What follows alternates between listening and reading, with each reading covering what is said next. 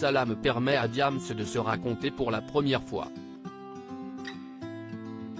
Dévoilé à Cannes, le film Salam, paix en français, réalisé en collaboration avec le Média Brut, est sorti ce vendredi 18 novembre sur Amazon Prime Video. Un documentaire bouleversant permettant de retracer le parcours de l'interprète de la boulette qui a marqué toute une génération, au début des années 2000. Un succès fulgurant que Mélanie Georgiades, son vrai nom, a bien eu du mal à gérer. Mal dans sa peau, l'artiste souffrait en silence et se nourrissait alors de son mal-être pour écrire ses textes. Dans ce film, on peut notamment entendre les témoignages difficiles de ses proches parmi lesquels Vita ou encore son ancienne manageuse Nicole, au sujet de ses tentatives de suicide, et scarification. Et puis il y a eu l'après. Ce moment où après avoir connu l'euphorie d'une carrière qui grimpe en flèche, les millions d'albums vendus et les salles pleines, elle décide en 2010 de tout arrêter. Convertie à l'islam, elle apparaît alors voilée à la sortie d'une mosquée, des photos prises à son insu et publiées dans Paris Match. Des photos qui choquent alors une partie de la France.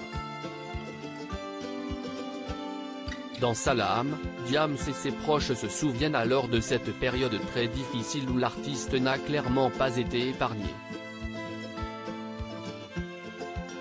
Là, c'était la guerre, rapporte Nicole, son ancienne manageuse. À ce moment-là, on l'appelle de partout dans le monde afin d'en savoir plus. Mes proches fidèles, elle fait front, choquée par cette photo intime et dévoilée. Un signe de folie pour certains de ses détracteurs, il s'agit là d'un acte de folie. Benjamin Ifra, producteur, s'exprime sur le sujet dans le documentaire.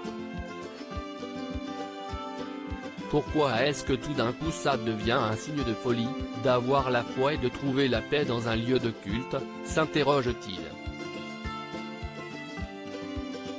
Vita, amie proche de Diams, se souvient. C'était une polémique incroyable, estime la chanteuse.